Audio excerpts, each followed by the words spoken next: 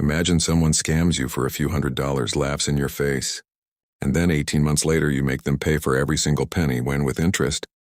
This is the story of how one greedy landscaping owner thought he was smart, until karma knocked on his door. If you've ever dreamed of serving justice to someone who wronged you, hit that like button, subscribe, and get ready for one of the most satisfying revenge stories you'll hear today. Let's dive in. It all started when my friend, let's call him James, decided to sell a used water heater online. It was fully functional, the kind you'd find in a community hall or church kitchen. He listed it for $150. A landscaping business owner contacted him, offered $100 cash that very day. Easy deal, James agreed. 2 weeks later, an email arrives.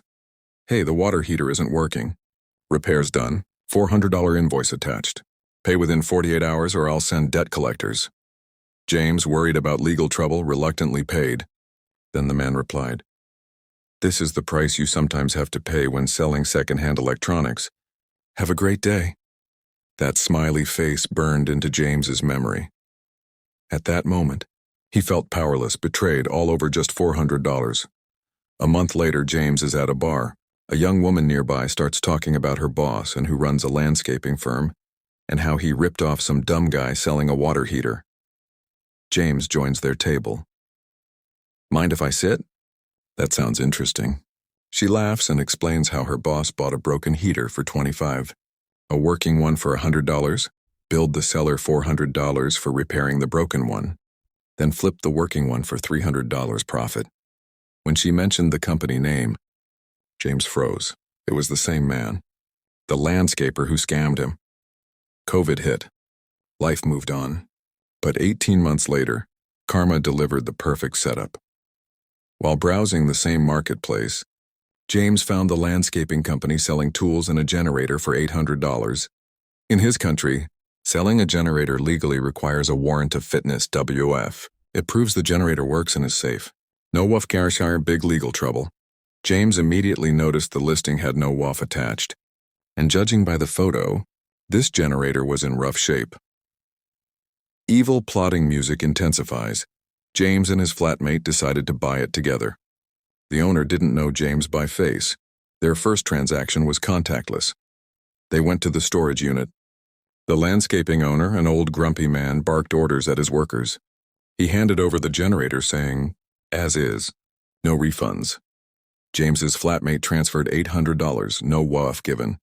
They took the generator to an electrician friend. The verdict? It's junk. Should have been scrapped. Repairs would cost at least $5,000. Even more damning, the main ID number was scratched off, but a secondary number used in WF records was still intact. This was the smoking gun. James emailed the landscaper. "Hey, the generator repair is $5,000. Are you covering it?" Reply, "As is. No refund." James followed up. "Okay, then send us the WF." Silence. They emailed again the next day. Silence. For 14 straight days, they emailed, no response. Enough was enough. James filed reports with the marketplace and the government's Trade Department. He attached screenshots, emails, and the generator's secondary ID. 4 months later, court day. The landscaping owner, trying to act confident, approached James outside the courtroom. "You'll tell the judge I refunded you. We're dropping this." End of story. James looked him dead in the eye. No. Inside the courtroom, the government inspector presented their findings. Generator was unsafe. Seller was warned in 2021 to scrap or repair it. The scratched serial was an attempt to hide this. The judge's ruling was swift and brutal. Refund $800 to James's flatmate. Pay $5,000 for repairs. Pay $10,000 fine. Directly to James's flatmate as the affected party. Total cost, $15,800.